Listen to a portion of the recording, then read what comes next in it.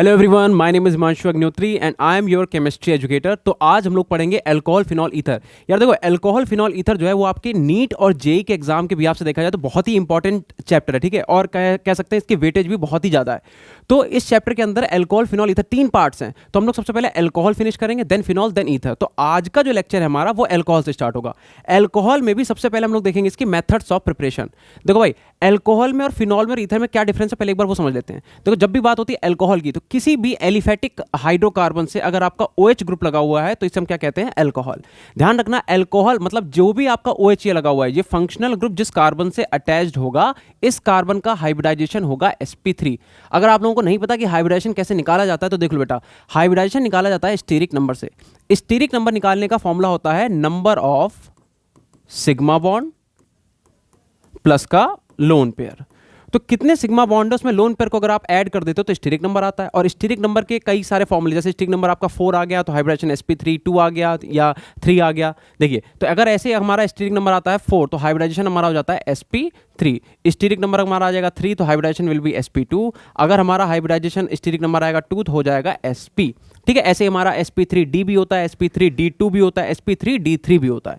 तो ऐसे ही बहुत आगे सारी चीजें, ठीक है। बट सबसे पहले हम देखेंगे अल्कोहल किसे कहते हैं। तो OH हमारा अगर किसी भी एलिफेटिक हाइड्रोकार्बन से जुड़ा हुआ है तो इसे हम कहते हैं अल्कोहल। अगर हम बात करें फिनॉल की तो हमें क्या करना होता है कि OH को किसी एरोमेटिक ग्रुप से जोड़ देना होता है। और वो एरोमेटिक ग्रुप कौन सा होता है, बेंजीन। ठीक है, तो OH हमारा अगर बेंजीन से जुड़ा होता है इसे हम कहते हैं फिनॉल। ध्यान रखना, यहां पे जो हमारा कार्बन है उसका हाइब्रिडाइजेशन होता है sp2। और ईथर आप जानते ही हो क्या होता है, 2 अल्काइल ग्रुप के बीच में ऑक्सीजन, इसे हम लोग कहते हैं ईथर। तो ROR-। तो इनकी नेमिंग भी देखेंगे, इनका मेथड ऑफ प्रिपरेशन भी देखेंगे, इनकी मैकेनिज्म भी देखेंगे। सबसे पहला काम आज का ये है कि हम लोग उठाएंगे अल्कोहल और इसकी मेथड ऑफ प्रिपरेशन स्टार्ट करेंगे। आज वाली जो वीडियो है इसके अंदर हम लोग क्या करेंगे, सबसे इंपॉर्टेंट जो इसकी रिएक्शन है OMDM हो गई और HBO हो गया और आपका नॉर्मल हाइड्रेशन हो गया एल्कीन का, वो देखेंगे। ठीक है, तो लेट्स स्टार्ट। तो देखो भाई, इसे ठीक कर लेते हैं थोड़ा सा, अल्कोहल। ठीक है, तो इसमें आप हेडिंग डाल सकते हो methods of preparation. Methods of preparation, methods of preparation के अंदर हम क्या हेडिंग डालेंगे, बाई, पहली मेथड ऑफ प्रिपरेशन हो जाएगी by hydration of alkene. By hydration of alkene.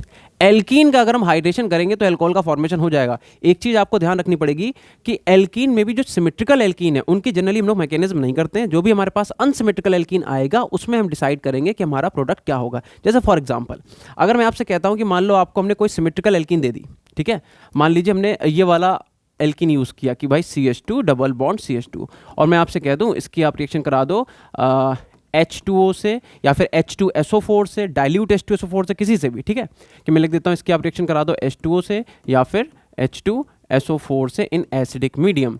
तो होगा क्या, तो होगा ये कि एक कार्बन पे OH आके जुड़ेगा, एक कार्बन पर H आके जुड़ेगा। लेकिन हम कैसे डिसाइड करते हैं बेटा, ध्यान रखना, अगर आपसे बोला जाए कि ये जो डबली बॉन्डेड कार्बन है तो ये बॉन्ड क्या अपने आप टूट जाएगा, तो ऐसा नहीं होता। बॉन्ड अपने आप ब्रेक नहीं होगा। बॉन्ड को ब्रेक करने के लिए आपको कोई ना कोई मीडियम देना पड़ेगा। तो हमने यहाँ पे प्रोटॉनिक मीडियम, एसिडिक मीडियम ऑलरेडी दे रखा है। तो हम यहाँ पे ये भी लिख सकते हैं कि बाय हाइड्रेशन ऑफ एल्कीन, और ब्रैकेट में लिख सकते हैं एसिडिक मीडियम। ठीक है, ध्यान रखिएगा 2 टाइप की रिएक्शंस होंगी, एक जो हमारी एसिडिक मीडियम में होंगी, एक जो हमारी बेसिक मीडियम में होंगी।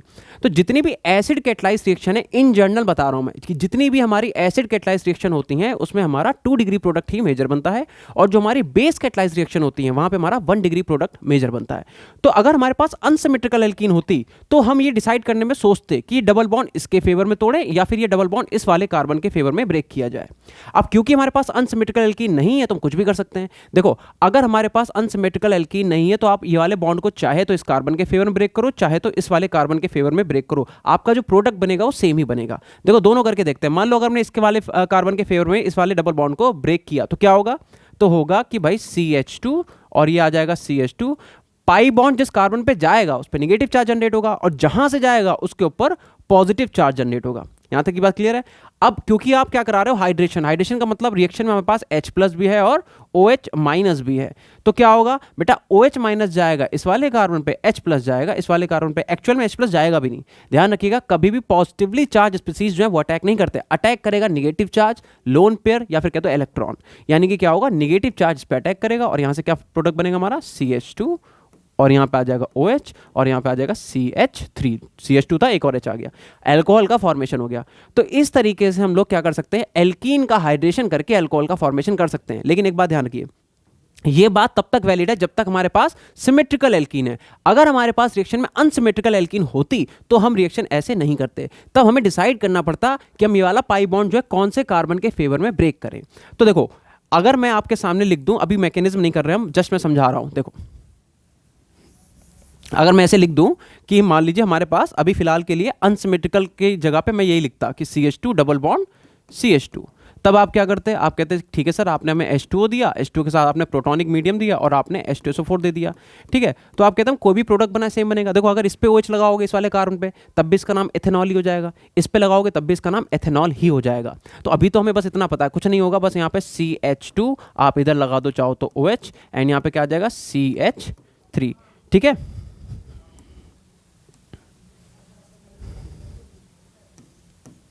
एल्कोहल का फॉर्मेशन हो गया, एथेनॉल का फॉर्मेशन हो गया।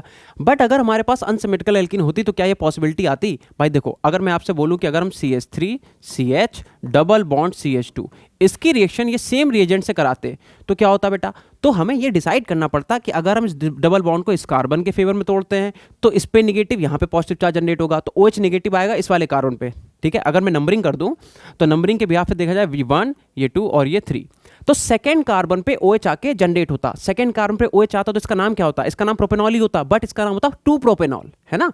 अच्छा, बट अगर आपने इस वाले बॉन्ड को इस वाले कार्बन के फेवर में ब्रेक किया होता, तब क्या होता? इस कार्बन पे नेगेटिव चार्ज जनरेट होता और इस वाले कार्बन पे पॉजिटिव चार्ज जनरेट होता। अभी भी प्रोपेनॉल है, लेकिन अब होता 1 प्रोपेनॉल। क्या 1 प्रोपेनॉल और 2 प्रोपेनॉल ये दोनों सेम है?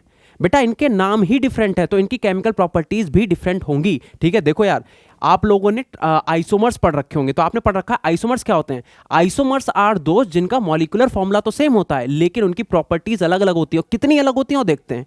आप लोगों ने, आई डोंट नो कि ये पढ़ा है कि नहीं पढ़ा है। देखो यार, अगर मैं एक फॉर्मूला लिख दूं PT एंड इधर लिख दूं मैं क्लोरीन, इधर लिख दूं क्लोरीन, एंड यहां पे लिख देता हूं अमोनिया NH3 और यहां पे NH3, बहुत ध्यान से देखिएगा, ठीक है। एक और इसका बना देता हूं PT, एक अमोनिया मैंने इधर लगा दिया, एक इसके अपोजिट में ट्रांस में लगा दिया, एंड इधर एक क्लोरीन, एक यहाँ पे क्लोरीन। अब मुझे बताओ, क्या इन दोनों कंपाउंड्स का मॉलिक्यूलर फॉर्मूला सेम है? तो आप कहोगे बिल्कुल सेम है सर, क्योंकि भाई देखो, एक प्लेटिनम है, बिल्कुल सही बात है, एक प्लेटिनम इसमें भी, एक प्लेटिनम यहाँ पर भी है। अमोनिया कितने हैं? 2, एक अमोनिया ये, एक अमोनिया ये, तो मैं लिख सकता हूँ PT।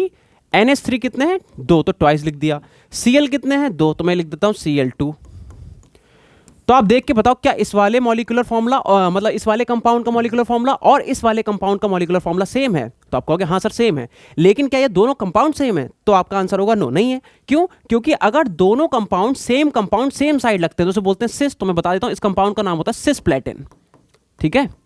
और अगर हमारे सेम कंपाउंड अपोजिट साइड में लगते हैं उसे हम लोग क्या कहते हैं? ट्रांस। तो इसका नाम हो गया ट्रांसप्लेटिन, ट्रांसप्लेटिन। बेटा बहुत ध्यान से सुनना, देखने में आपको सेम लग रहा है, आप कह रहे हो कि सर मॉलिक्यूलर फॉर्मूला तो सेम है, बस हमने क्या करा, एक बार NH3 को एक साइड लगा दिया और एक बार क्या करा, NH3 को एक दूसरे के अपोजिट लगा दिया। इससे हुआ क्या बेटा? इससे इनकी प्रॉपर्टी चेंज हो गई। मैं आपको बता दूं, सिस्प्लेटिन आज की डेट में कैंसर का ट्रीटमेंट है। सिस्प्लेटिन क्या है? कैंसर की दवाई है, जबकि ट्रांसप्लेटिन कॉज ऑफ कैंसर बोला जाता है। तो आप समझ रहे हो, मतलब ऐसा थोड़ा बहुत चेंज नहीं आएगा कि हमने मॉलिक्यूलर फॉर्मूला तो सेम है, बस हमने क्या करा, उनके ग्रुप को चेंज करा और कुछ थोड़ी बहुत प्रॉपर्टी चेंज हो गई, ऐसा नहीं है, बिल्कुल एंटी हो जाता है ना। आप देखो, सिस्प्लेटिन कैंसर का ट्रीटमेंट है, जो कीमोथेरेपी कैंसर की जाती है वो सिस्प्लेटिन का यूज उसमें होता है। प्रॉपर मुझे नहीं पता, बट हाँ होता है। This is the treatment of cancer, but cause of cancer क्या है? ट्रांसप्लेटिन। तो आपको आई होप समझ में आ गया होगा कि अगर मैं आपसे कह दूं कि भैया अगर हम इस वाले डबल बॉन्ड को यहां तोड़ दें तो हमारा क्या बन जाएगा?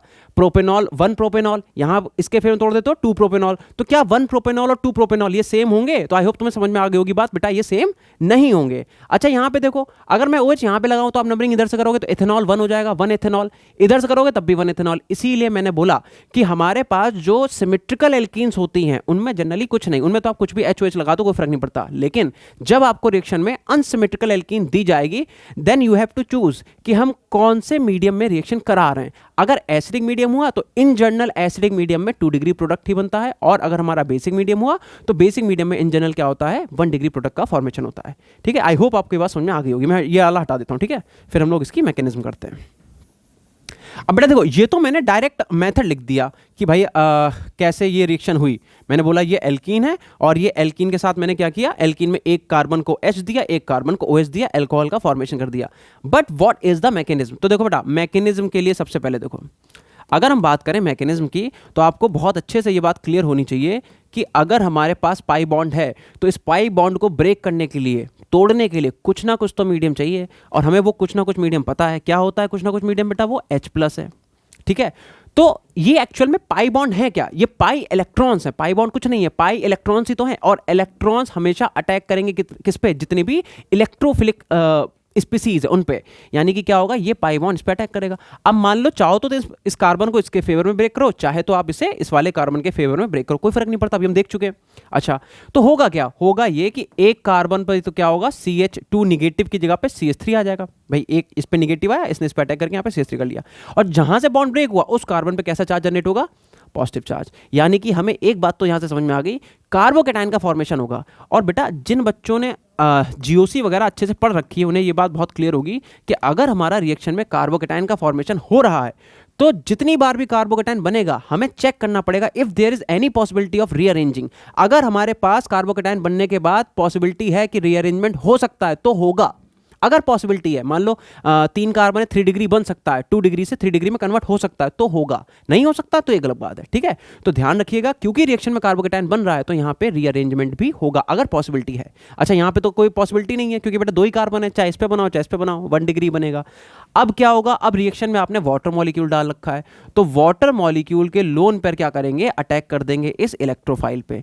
एक चीज ध्यान रखिएगा, आप चाहे इलेक्ट्रोफाइल जनरेट करो या चाहे आप कोई भी पॉजिटिव चार्ज स्पीसीज हो, ये कभी भी अटैक नहीं करेगा। एरो उल्टा मत बना देना, है ना। वैसे तो अगर कंपटीशन में तो आपको क्वेश्चंस करने हैं, ठीक है, लेकिन एकेडमिक में ये चीज़ गलत हो जाएगी। अगर आपने एरो इधर से इधर बना दिया तो वो गलत है।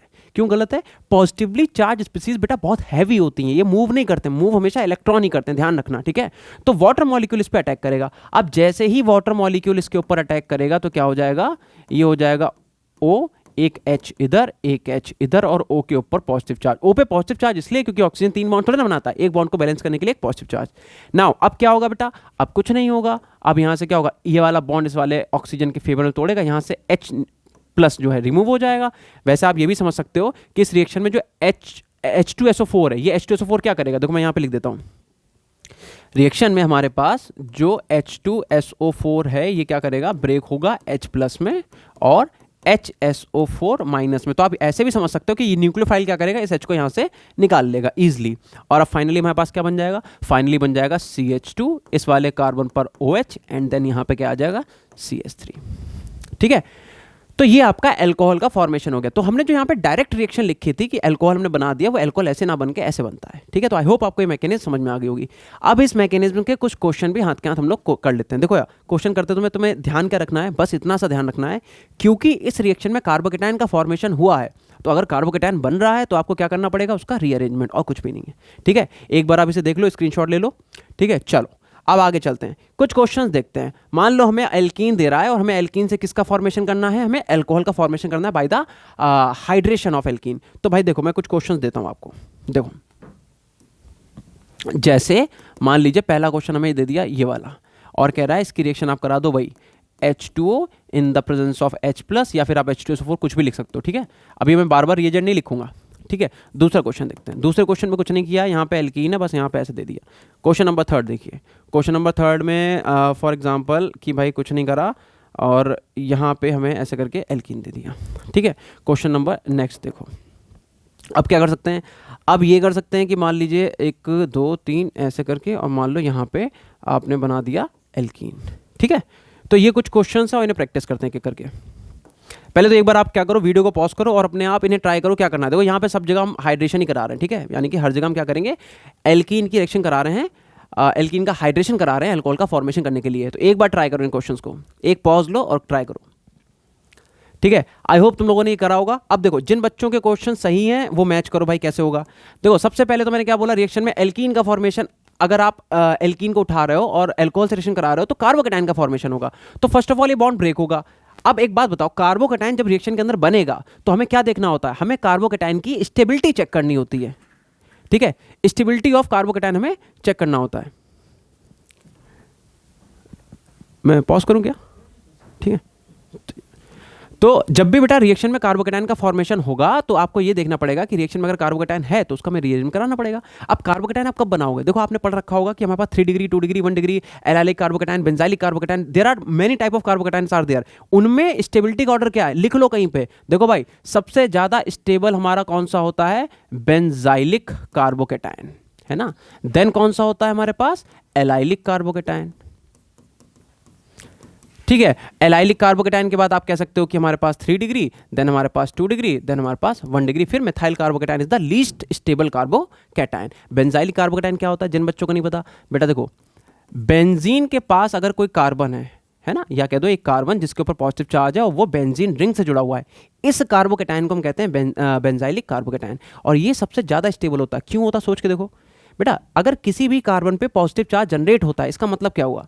अगर किसी भी कार्बन पे पॉजिटिव चार्ज जनरेट होता है तो इसका मतलब ये हुआ कि वो इलेक्ट्रॉन डेफिशिएंट है, उस कार्बन में इलेक्ट्रॉन की कमी है। अगर इस कार्बन पे इलेक्ट्रॉन की कमी है और इसके पास लगा कौन है बेटा? एक बेस्ट इलेक्ट्रॉन डोनेटिंग ग्रुप। भैया ये इलेक्ट्रॉन रिच ग्रुप है, बेंजीन क्या इलेक्ट्रॉन रिच ग्रुप है, तो इसे इलेक्ट्रॉन प्रोवाइड करा देगा, तो वो स्टेबल हो जाएगा। अच्छा, देन उसके बाद करते हैं एलाइलिक कार्बोकेटाइन की। एलाइलिक कार्बोकेटाइन क्या होता है? एलाइलिक कार्बोकेटाइन का मतलब होता है कि जिस कार्बन पे पॉजिटिव चार्ज आपका जनरेट हुआ है, ठीक है, जिस कार्बन पे पॉजिटिव चार्ज जनरेट हुआ है वो डायरेक्टली एक डबली बॉन्डेड कार्बन से जुड़ा हुआ है, इसे हम क्या कहते हैं? Allylic carbocation. देन 3 डिग्री तो आपको पता ही है कि अगर 3 एल्काइल ग्रुप जुड़े हुए हैं किसी कार्बोकेटाइन थे तो 3 डिग्री। देन उसके बाद 2 डिग्री क्या होता है? अगर हमारे पास 2 एलाइलिक ग्रुप जुड़े हुए हैं किसी कार्बोकेटाइन से तो ये हमारा 2 डिग्री हो जाता है। एंड 1 डिग्री क्या होता है? अगर हमारे पास एक ही एलाइलिक ग्रुप जुड़ा हुआ है।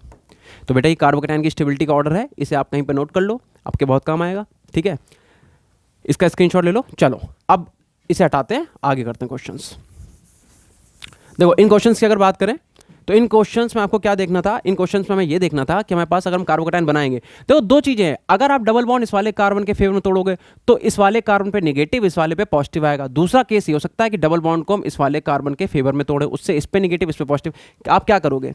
1 डिग्री कार्बोकेटाइन तो लीस्ट स्टेबल होता, क्यों बनाएंगे हम? तो हम क्या करेंगे? हम 2 डिग्री ऑलरेडी बना के चलेंगे। ठीक है, तो हम क्या करेंगे? जो हमने पहला वाला केस किया कि ये पहला, ये दूसरा, ये तीसरा और ये चौथा, तो डबल बॉन्ड को हम फर्स्ट कार्बन के फेवर में ब्रेक कर देंगे। ब्रेक करने से क्या हुआ कि ये हमारा जनरेट हो गया कार्बोकेटाइन। ठीक है, अब चेक करो क्या there is any possibility of rearranging, क्या हम इसे रीअरेंज कर सकते हैं? तो भाई कार्बन कितने? देखो 1, ये हो गया 2, ये हो गया 3 और ये हो गया 4, तो कोई पॉसिबिलिटी नहीं है रीअरेंजमेंट की। देखो रीअरेंजमेंट भी बेटा आपका कई तरीके से होता है। एक आपका होता है हाइड्राइड शिफ्ट, एक होता है आपका मिथाइल शिफ्ट, एक होता है आपका रिंग एक्सपेंशन, एक होता है आपका रिंग कॉन्ट्रैक्शन। तो वो भी हम देख लेंगे, ऑल्दो आपने हाइड्रोकार्बन में पढ़ रखा होगा, बट कोई बात नहीं। अब हम यहाँ पे क्या करेंगे? हमारे पास हमें इतना पता है कि वाटर मॉलिक्यूल देगा OH माइनस देगा, तो सिंपली OH माइनस आके इस पे जोड़ दो, तो यहाँ पे क्या हो जाएगा? ब्यूटेनॉल, 2 ब्यूटेनॉल का फॉर्मेशन हो जाएगा। इस वाले क्वेश्चन को ध्यान से देखो। इस वाले क्वेश्चन में जब आप क्या करोगे? रिएक्शन करोगे तो कार्बोकेटाइन जनरेट हुआ। देखो अगेन हम तो 2 डिग्री बना के चलेंगे। जब आपने 2 डिग्री कार्बोकेटाइन का फॉर्मेशन किया, ठीक है, जब आपने क्या किया? 2 डिग्री कार्बोकेटाइन का फॉर्मेशन किया, आप चेक करो क्या हम इसे रीअरेंज कर सकते हैं। तो अगर आप ध्यान से देखो तो ये वाला जो कार्बन आपका है, इसके पास 3 बॉन्ड बनाने के बाद भी एक हाइड्रोजन है ना। 4 बॉन्ड बनाता है कार्बन, तो इसका मतलब यहाँ पे क्या है? 3 तो मिथाइल ग्रुप से जुड़ा हुआ और एक हाइड्रोजन है। तो अगर इस हाइड्राइड के आप शिफ्ट करा दो इस कार्बन के पास, तो क्या होगा? तो होगा ये कि इस वाले कार्बन ने अपना हाइड्रोजन दे दिया यहाँ पे, तो यहाँ पे तो CH2 हो जाएगा और इस कार्बन पर पॉजिटिव चार्ज जनरेट हो जाएगा। अब अगर आप ध्यान से देखो तो ये वाला कार्बन आपका कैसा था? जिस कार्बन पे पॉजिटिव चार्ज था वो दो एल्काइल ग्रुप से जुड़ा हुआ था, तो ये आपका 2 डिग्री कार्बोकेटाइन था। जबकि अब हमने जो बना लिया वो कैसा बन गया हमारा? ये हमारा 3 डिग्री कार्बोकेटाइन बन गया। तो यही इसी चीज को बेटा रीअरेंजमेंट बोलते हैं। आप लोगों ने हाइड्रोकार्बन में ही ये चीज सीख रखी है, GOC में सीख रखा है। ठीक है, तो हमने क्या करा? कार्बोकेटाइन का रीअरेंजमेंट कराया। अब रीअरेंजमेंट कराने के बाद आप देखो क्या होगा? OH नेगेटिव आएगा और क्या करेगा? इस पर अटैक करने के बाद क्या हो जाएगा बेटा? अगर आप ध्यान से देखो तो यहाँ पे एल्कोहल का फॉर्मेशन हो जाएगा। अगर आपने रीअरेंजमेंट नहीं कराया होता तब OH कहाँ पे आके लगता? इस वाले कार्बन पे, तो इसका नाम अलग होता। अब हमने रीअरेंजमेंट करा दिया तो OH कहाँ पे आके लग रहा है? इस वाले कार्बन पे, अब इसका नाम अलग है। तो आई होप आपको समझ में आ गया होगा कि जब भी रिएक्शन में कार्बोकेटाइन बनेगा हम उसका रीअरेंजमेंट कराएंगे। ठीक है, नाम आप लिख लेना इसका, चलो लिख लेते हैं इसका। देखो ये हो गया 1 2 3 एंड 4 कार्बन, सेकंड कार्बन में मिथाइल भी और OH भी है, तो इसका नाम क्या हो जाएगा? 2 मिथाइल ब्यूटेन 2 ऑल। ठीक है, लिख लेना 2 मिथाइल ब्यूटेन 2 ऑल। चलो इस वाले क्वेश्चन को देखते हैं। अगेन यहाँ पे क्या है? कार्बोकेटाइन बनाओ। तो कार्बोकेटाइन जब आप बनाओगे तो आप ऑलरेडी स्टेबल कार्बोकेटाइन बनाओगे, यानी कि हम क्या करेंगे, इस वाले कार्बन पे पॉजिटिव चार्ज जनरेट कर देंगे। अब कुछ नहीं करना, OH नेगेटिव को अटैक करा दो, तो हमारे पास ये वाला प्रोडक्ट बन जाएगा। ठीक है, इस वाले क्वेश्चन कर लेते हैं। चलो, तो अगेन डबल बॉन्ड ब्रेक होगा, इस वाले कार्बन पे पॉजिटिव चार्ज ऑलरेडी जनरेट हो जाएगा। अब ये खुद में ही अपने आप में 3 डिग्री कार्बोकैटायन तुमने बना दिया है, तो 3 डिग्री का आगे थोड़े ना कोई उसका रीअरेंजमेंट कराया जाएगा, तो कुछ नहीं होगा, OH नेगेटिव आके अटैक कर देगा। तो OH नेगेटिव जब अटैक करेगा तो क्या हो जाएगा, यहाँ पे OH आके लग जाएगा। ठीक है, तो ये पहली रिएक्शन आपकी कंप्लीट होगी। फर्स्ट मेथड ऑफ प्रिपरेशन हमने पूरी तरीके से कंप्लीट कर ली। हमने पहले रिएक्शन पढ़ी, देन उसके हमने मैकेनिज्म देखी, देन उसके हमने क्वेश्चंस कर लिया। आई होप आपको यहाँ तक समझ में आ गया होगा। इसका एक बार स्क्रीनशॉट लो, फिर आगे चलते हैं। चलो, अब देखो भाई, तो पहली मेथड ऑफ प्रिपरेशन क्या थी, hydration of alkene. Hydration of alkene के बाद अब हम लोग जो पढ़ेंगे एल्कीन के हाइड्रेशन में ही, मैंने आपको स्टार्टिंग में क्या बोला था कि बेटा 2 टाइप की रिएक्शन होती हैं। एक हमारे पास होती है OMDM। OMDM का मतलब होता है, सॉरी, 2 टाइप की रिएक्शन होती है। एक होती है हमारे पास एसिड कैटलाइज्ड रिएक्शन और दूसरी होती है हमारे पास बेस कैटलाइज्ड रिएक्शन। तो अब टाइम आ गया आपको समझाने का कि एसिड कैटलाइज्ड और बेस कैटलाइज्ड में क्या डिफरेंस है। देखो, तो हमारे सिलेबस के अंदर 2 टाइप की रिएक्शन है, एक OMDM है हमारे पास और एक हमारे पास HBO है। तो पहले हम लोग देखते हैं OMDM को। अब देखो, तो इसका मेथड ऑफ प्रिपरेशन नंबर 2 जो कि है हमारे पास क्या, OMDM। OMDM का मतलब होता है ऑक्सी मर्क्यूरेशन डीमर्क्यूरेशन। ठीक है, क्या मतलब है, oxy mercuration demercuration, oxy mercuration and demercuration. बेटा देखो, आप ऑर्गेनिक पढ़ रहे हो और आपने अल्कोहल फिनॉल ईथर चैप्टर पढ़ रखा है, तो मैं आपको बता दूं ये तीनों रिएक्शन बहुत ही ज़्यादा इंपॉर्टेंट है। ठीक है, तो सबसे पहले हम देखेंगे ऑक्सी मर्क्यूरेशन एंड डीमर्क्यूरेशन। देखो, नाम से क्या समझ में आ रहा है, नाम से समझ में आ रहा है कि कहीं ना कहीं रिएक्शन में मर्क्यूरेशन हो रहा है और बाद में फिर क्या हो रहा है, डीमर्क्यूरेशन हो रहा है। और एक्चुअल में होगा भी यही। हम पहले एल्कीन का क्या करेंगे, मर्क्यूरेशन कराएंगे, देन उसके बाद हम डीमर्क्यूरेशन कराएंगे, एल्कोहल बना लेंगे। एक बार मैं डायरेक्ट रिएक्शन लिख रहा हूँ, पहले मैं क्या कर रहा हूं, डायरेक्ट रिएक्शन लिख रहा हूं। डायरेक्ट रिएक्शन में तुम्हें दिखाऊंगा क्या प्रोडक्ट बनता है, फिर उसके हम लोग मैकेनिज्म देखेंगे। तो बेटा देखो, डायरेक्ट रिएक्शन ये है कि जब आप एल्कीन की रिएक्शन कराते हो, किससे कराते हो, आप कराते हो HgOAc का होल ट्वाइस एंड वाटर। इसका क्या नाम है बेटा, या तो इसे तुम मर्क्यूरिक एसिटेट कह सकते हो या मरकरी सेकेंड एसिटेट कह सकते हो। ठीक है, मर्क्यूरिक एसिटेट बोलो ज़्यादा बेटर है, या कुछ भी बोलो, मर्क्यूरिक एसिटेट वाटर। और हम साथ में लेते हैं NaBH4। मैं तुम्हें यहीं पे क्लियर कर देता हूं कि इस रिएक्शन में जो तुम्हारा मर्क्यूरिक एसिटेट है वो मर्क्यूरेशन कराएगा और जो NaBH4 है वो तुम्हारा डीमर्क्यूरेशन कराएगा। ठीक है, देखो नाम से समझ में आ रहा है, HgOC क्या नाम क्या है इसका, मर्क्यूरिक एसिटेट, तो ये मर्क्यूरेशन कॉज करेगा। और NaBH4 क्या है तुम्हारा, सोडियम बोरोहाइड्राइड, वो क्या करेगा, डीमर्क्यूरेशन कॉज करेगा। प्रोडक्ट क्या बनता है मैं दिखा देता हूँ। रिएक्शन में प्रोडक्ट बनता है CH3, देन इधर CH और यहाँ पे क्या आ जाता है बेटा, OH एंड यहाँ पे CH3। अब आप समझो, देखो मैंने रिएक्शन में ऑलरेडी 2 डिग्री अल्कोहल का फॉर्मेशन किया, तो क्या ऐसा जरूरी है कि हर बार हमारा 2 डिग्री अल्कोहल ही बनेगा, ऐसा जरूरी नहीं है। ये डिपेंड करता है रिएक्शन कंडीशंस पे। अगर रिएक्शन में हमारा एसिड दे रखा है, ठीक है, तो हम लोग 2 डिग्री प्रोडक्ट इन जनरल बनाएंगे, और अगर हमारा बेस दे रखा है तो इन जनरल हम क्या करेंगे, 1 डिग्री अल्कोहल का फॉर्मेशन करेंगे। तो फिलहाल तो हमने क्या बना दिया, 2 डिग्री अल्कोहल। देखो भाई, इसकी मैकेनिज्म बहुत इंपॉर्टेंट है, तो बहुत ध्यान से देखिएगा। चलो अब इस रिएक्शन की हम करते हैं मैकेनिज्म की। ये तो सर आपने डायरेक्ट लिख दिया, इसकी मैकेनिज्म क्या है, कैसे बनेगा। ठीक है, बहुत सारे बच्चे इस रिएक्शन में बहुत सिली सी मिस्टेक कर देते हैं, जिसकी वजह से उनके बहुत सारे क्वेश्चन गलत हो जाते हैं। कैसे बताता हूँ, देखो यार, इस रिएक्शन तो में ध्यान रखना पड़ेगा कि यहाँ पे लिख लो, शायद ट्रिक टाइप की बना के लिख दो आप साइड में, कि इस रिएक्शन में जो आपका H2O होगा, ध्यान रखना, वो आपको OH देगा, OH माइनस देगा एक्चुअली, बट लिख लो OH देगा। ठीक है, या OH कैसे भी। और जो यहाँ पे आपका NaBH4 है, NaBH4, वो आपको क्या देगा, वो आपको यहाँ पे H माइनस देगा, H माइनस देगा, H प्लस नहीं देगा, ध्यान रखना, क्योंकि सोडियम बोरोहाइड्राइड, भाई हाइड्राइड डोनर, प्रोटॉन डोनर थोड़े ना है। देखो अब मैकेनिज्म कैसे करेंगे, तो हमने कहा कि चलो ठीक है भाई, CH3, ये हो गया CH double bond CH2। Reaction में क्या आपको कहीं भी इलेक्ट्रोफाइल या न्यूक्लियोफाइल दिख रहा है अभी? ना तो हमारे पास रिएक्शन में कोई इलेक्ट्रोफाइल है, ना ही हमारे पास कोई रिएक्शन में न्यूक्लियोफाइल है। तो हमें सबसे पहले क्या करना पड़ेगा, सबसे पहले हमें रिएक्शन में इलेक्ट्रोफाइल जनरेट करना पड़ेगा। कैसे जनरेट करोगे, तो आपने लिखा Hg, देन आपने लिखा OAc का होल ट्वाइस। भाई देखो Hg के पास 2 OAc है। अच्छा, जिन बच्चों को नहीं पता OAc क्या होता है, बेटा OAc का मतलब एसिटेट आयन। ठीक है, लिख लो साइड में कहीं पे, OAc क्या होता है, OAc का मतलब होता है एसिटेट आयन। एसिटिक एसिड से उसका कॉन्जुगेट बेस बना दो, उसी को हम लोग एसिटेटाइन बोलते हैं। अगर CH3COOH होता तो ये एसिटिक एसिड होता, उससे H हटा दो तो क्या बन गया, एसिटेट आयन। मैं लिख दूं इसका नाम है एसिटेट आयन। अरे भाई चल जा, एसिटेट आयन। ठीक है, तो ध्यान रखिएगा यहाँ पे कि OAC क्या बताता है हमें, OAC हमें एसिटेट आयन के बारे में बता रहा है। चलो, तो सबसे पहले बोला HgOAC का होल ट्वाइस आप ऐसे लिख लो, HgOAC इधर है, HgOAC इधर है। अब एक बात समझो आप, रिएक्शन में आपको क्या दे रखा है, वाटर मॉलिक्यूल दे रखा है, तो क्या यहाँ से लीविंग ग्रुप अपने आप निकल जाएगा? क्या ऐसा होगा कि OAC अपने आप निकल जाएगा? निकलेगा तो सही, लेकिन वो मीडियम में निकलेगा। तो ध्यान रखना, यहाँ से वाटर मॉलिक्यूल तुम्हें क्या देगा, H+ देगा, एसिड देगा। उस एसिड की वजह से यहाँ से क्या होगा, OAC- निकल जाएगा। अब तुम्हारा यहाँ से निकला क्या, OAC-। मैं इसे ऐसे कर देता हूँ, OAC की जगह मैं लिख देता हूँ CH3COO-, क्योंकि यह है क्या, एसिडेट आयन है। अब हुआ क्या, अब बेटा Hg ने क्योंकि अपना बॉन्ड ब्रेक किया है तो उसके ऊपर पॉजिटिव चार्ज जनरेट हो गया और इसके साथ एक OAC एज इट इज लगा रहेगा। अब अगर आप ध्यान से देखो तो हमने रिएक्शन में इलेक्ट्रोफाइल का जनरेशन कर लिया है, इलेक्ट्रोफाइल हम लोगों ने बना लिया है। ठीक है, मैं लिख देता हूं, ये हमने क्या बनाया, इलेक्ट्रोफाइल। क्या होते हैं electrophile? Electrophiles are those which are electron deficient. Electron deficient compound को ही हम क्या कहते हैं, इलेक्ट्रोफाइल कहते हैं।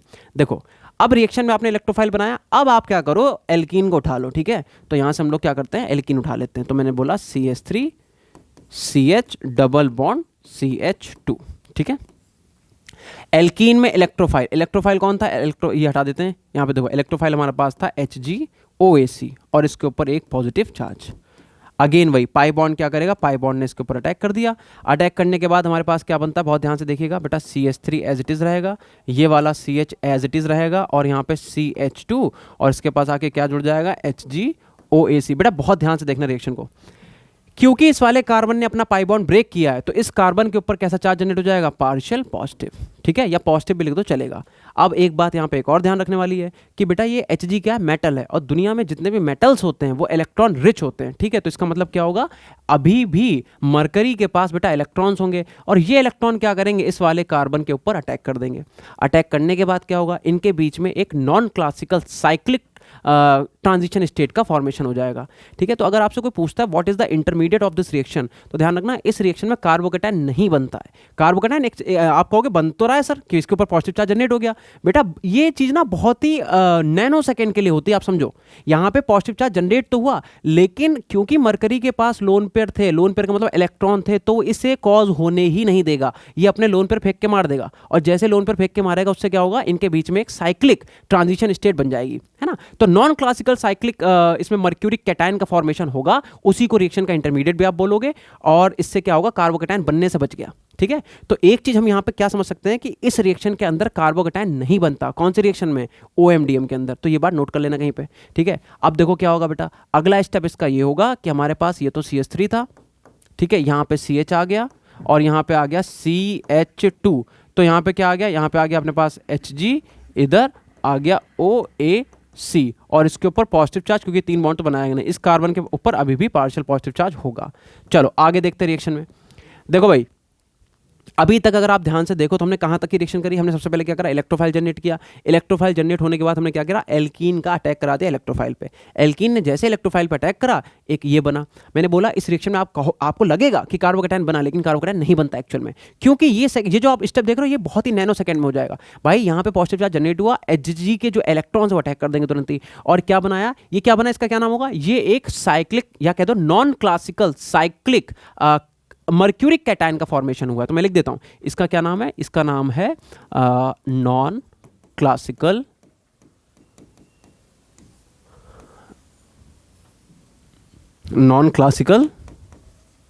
मर्क्यूरिक कैटायन या फिर non classical cyclic mercuric cation, cyclic mercuric cation. ठीक है, अब रिएक्शन में आपको देखो वाटर भी प्रेजेंट है, तो अब क्या होगा, वाटर मॉलिक्यूल जो है वो क्या करेगा, अपने लोन पेयर ऑफ इलेक्ट्रॉन से अटैक कर देगा इस वाले कार्बन के ऊपर, है ना। लोन पेयर्स क्या करेंगे, जितने भी इलेक्ट्रॉन रिच स्पीसीज उन पे अटैक कर देंगे। तो यहां से अगला स्टेप क्या होगा, अगला स्टेप बेटा ये होगा कि भाई CH3 देन ये हो गया CH। अब देखो कार्बन आपका 5 बॉन्ड तो बनाएगा नहीं, तो ये क्या करेगा, ये वाले बॉन्ड को इसके फेवर में ब्रेक कर देगा। ठीक है, Hg के ऊपर एक पॉजिटिव पहले से था, एक नेगेटिव आ गया, तो Hg तो न्यूट्रल हो गया। तो ठीक है, यहाँ पे क्या, यहाँ पे हुआ water molecule as it is आके लगा दो आप, कि आपने क्या करा, वाटर मॉलिक्यूल को जोड़ दिया। ठीक है, बहुत ध्यान से देखते जाओ। और ये हो गया अपने पास CH3, नहीं CH3 नहीं, यहाँ पे क्या था CH2 और इससे क्या जुड़ गया Hg, और Hg से क्या जुड़ा हुआ बेटा OAC। बहुत ध्यान से देखिएगा। अब हमने क्या किया, वाटर मॉलिक्यूल को जोड़ दिया। एक बार बताओ इस रिएक्शन में क्या बचा? अगर हम ध्यान से देखें तो एल्कोहल तुम्हारा बन गया है, लेकिन हमारे पास एक ये एक्स्ट्रा हाइड्रोजन है, तो हम कह सकते हैं प्रोटोनेटेड एल्कोहल का फॉर्मेशन हो गया हमारा। अब हमें करना क्या, हमें इस एल्कोहल को बस यहाँ से रिमूव करना है। तो होगा क्या, हमारे पास न्यूक्लियोफाइल भी तो रिएक्शन में निकला था, CH3COO निगेटिव। ये आपका CH3COO निगेटिव जो आपने स्टार्टिंग में ही रिमूव कर दिया था, ये क्या करेगा, इस H पे अटैक कर देगा, यहाँ से इसे निकाल लेगा। ये वाला बॉन्ड इसके फेवर में, तो एक पॉजिटिव है एक निगेटिव न्यूट्रल, तो इसका मतलब क्या हो जाएगा, हमारे पास ये वाला फाइनल रिएक्शन आ जाएगी कि CH, यहाँ पे आ जाएगा OH, और यहाँ पे आ जाएगा CH2, और यहाँ पे आ जाएगा Hg, उससे क्या जुड़ा हुआ OAC। इतनी रिएक्शन देखो बहुत ध्यान से देखो। अगर आपको समझ में आया हो तो अभी तक हमने अल्कोहल तो बना लिया है ना, मर्क्यूरेशन करके हमने अल्कोहल बना लिया, हमने 2 डिग्री अल्कोहल ही बनाया जो कि मैंने स्टार्टिंग में लिखा था। एक्स्ट्रा क्या है, एक्स्ट्रा ये कि ये HgOAC एक्स्ट्रा है, बस इसे हमें रिमूव करना है। तो अब ध्यान रखना, अभी तक हम लोगों ने जो पढ़ा, जितने रिएजेंट यूज करे उन्होंने हमारा अल्कोहल का फॉर्मेशन करा दिया, लेकिन ये जो लास्ट आपका रिएजेंट है ये क्या करेगा, ये अब एंट्री मारेगा, ठीक है, और इसके अंदर क्या करेगा, डीमर्क्यूरेशन, यानी कि NaBH4 क्या है, मूवी का हीरो, ये क्या करेगा, ये H नेगेटिव देगा, यही H नेगेटिव अटैक करेगा इस कार्बन पे, यहां से ये डीमर्क्यूरेशन हो जाएगा। तो रिएक्शन का नाम क्या था, मर्क्यूरेशन डीमर्क्यूरेशन, ठीक है, ऑक्सीमर्क्यूरेशन एंड डीमर्क्यूरेशन। तो सबसे पहले क्या करा है, सबसे पहले हमने मर्क्यूरेशन करा दिया। मर्क्यूरेशन कहां तक हुआ, यहां तक अभी मर्क्यूरेशन चल ही रहा है। अब फाइनल स्टेप है जिसमें हमें क्या करना है, डीमर्क्यूरेशन, और यही सबसे इंपॉर्टेंट स्टेप है। अब आपने क्या करना है, H नेगेटिव को इस पर अटैक करा दो। तो जैसे ही आप अटैक कराओगे तो फाइनल प्रोडक्ट आपको क्या मिल जाएगा, CH3, ये आपका CH एंड ये आपका OH, और यहाँ पे क्या आ जाएगा CH3, and this is your final product. तो भाई ये बड़ी रिएक्शन थी, मैकेनिज्म भी थोड़ी सी बड़ी थी। आई होप आपको समझ में आई होगी। एक बार इसे फिर से पीछे करके देखना, समझ में आ जाएगा, ठीक है। थोड़ा सा लेंदी है बट हाँ आ जाएगा समझ में, और इजी भी है, क्वेश्चन भी बहुत आते हैं बेटा। बट ध्यान रखना, इस रिएक्शन में मैंने स्टार्टिंग में लिख दिया था कि आपको ये बात याद रखनी पड़ेगी कि H2O आपको देता है OH माइनस, एंड NaBH4 क्या देता है आपको H माइनस, ठीक है। इसका स्क्रीनशॉट लो फटाफट। चलो अब इस रिएक्शन के कुछ क्वेश्चंस करते हैं, ठीक है, आ जाओ भाई। देखो, तो अगर मैं आपको एक एल्कीन दे दूं कि भाई CH3, ये CH and double bond CH2, और इसकी रिएक्शन में करा दूं सबसे पहले for example HgOAC whole twice, और मैं लिख दूं वाटर मॉलिक्यूल, ठीक है, और मैं लिख दूं NaBH4। आप कहोगे सर बहुत इजी, इसमें क्या करना है, ठीक है। दूसरी रिएक्शन देखो, मैं कह रहा हूं कि HgOAC का होल ट्वाइस तो मैं एज इट इज रहने देता हूं, ठीक है। H2O की जगह मैं लिख देता हूं D2O जिन बच्चों को नहीं पता बता दो, ड्यूटेरियम ऑक्साइड है ना, हाइड्रोजन के 3 आइसोटोप, हाइड्रोजन प्रोटियम जिसे बोलते हैं, फिर ड्यूटेरियम 1s2, फिर ट्राइटियम 1s3। देन उसके बाद NaBH4 को मैं एज इट इज रहने देता हूं, ठीक है। थर्ड स्टेप आ जाओ, थर्ड स्टेप में मैं लिख रहा हूं HgOAC का होल ट्वाइस, HgOAC का होल ट्वाइस, H2O की जगह H2O ही रहने देते हैं, NaBH4 की जगह मैं लिख देता हूं NaBD4, ठीक है। इन क्वेश्चन को ट्राई करो, और एक और लिख लो आप क्वेश्चन कि मैं क्या कर रहा हूं, सिर्फ इसकी रिएक्शन करा रहा हूं H प्लस एंड H2O से in the presence of H2SO4। ये 4 रिएक्शंस हैं बेटा, अगर आपने चारों रिएक्शन सही से कर ली तो इसका मतलब आपका सही हो जाएगा, मतलब आपको ये रिएक्शन समझ में आ गई। करके देखो, ट्राई करो सब लोग फटाफट जल्दी से, एक पॉज लो, एक ब्रेक लो, जल्दी से करके देखो। तो अगर आपने करा होगा तो देखो, अब जिन बच्चों ने क्वेश्चन कर लिया एक बार देखो, एल्कीन की रिएक्शन HgOAC वाटर और NaBH4, तो इसका मतलब मैंने रिएक्शन में क्या बताया था कि वाटर क्या देगा OH और NaBH4 क्या देगा H, तो ठीक है। तो हमें क्या करना है, कुछ नहीं करना, तो CH इस पे लगा दो OH और यहाँ पे लगा दो आप CH, 2 H थे, एक और H दे दो, CH3 हो जाएगा। क्या तुम लोगों का पहला वाला यही है? अगर ये है तो बेटा तुमने सही सीख लिया। सेकेंड वाला देख लो, अब यहां पे ध्यान से देखो, NaBH4 तो NaBH4 ही है, लेकिन H2O की जगह D2O हो गया। एक बार देख लो यार, हाइड्रोजन का 1H1 क्या होता है, इसी को प्रोटॉन कहते हो, 1H2 को ही आप ड्यूटेरियम कहते हो, और 1H3 को हम क्या कहते हैं, ट्राइटियम कहते हैं। इसमें घबराना नहीं है कि D क्या है, DH ही है बेटा, ड्यूटेरियम को ही हाइड्रोजन ही तो है, क्या करना। तो देखो अब, लेकिन हमें यहां पर यह ध्यान रखना पड़ेगा कि अगर हमें H2OOH देता है तो D2O क्या देगा, बताओ, OD देगा, ठीक है। मतलब H की जगह पे सेकेंड आ जाएगा उसका आइसोटोप। तो इसका मतलब अगर मैं यहाँ पे लिखूँ तो लिखूंगा CH3 देन CH, देन मैं यहाँ पे लिखूंगा OD, और यहाँ पे CH3 एज इट इज। यहाँ पे CH3 क्यों, क्योंकि नीचे तो NaBH4 ही है ना, तो यहाँ पे H मिलेगा, कोई दिक्कत नहीं है। इस रिएक्शन को ध्यान से देखो बेटा, यहाँ पे तो वाटर ही है, लेकिन यहाँ पे NaBD4 है, तो यानी कि इस वाले कार्बन पे अब आप H नहीं लगाओगे, आप क्या लगाओगे, डी लगाओगे। तो इसका क्या हो जाएगा, यहाँ पे हो जाएगा CH3 देन CH देन यहाँ पे तो OH ही रहेगा क्योंकि यहाँ पे आपको वाटर दे रखा है, और यहाँ पे क्या हो जाएगा CH2 और यहाँ पे एक आ जाएगा आपका D। नाउ अगला क्वेश्चन देखो।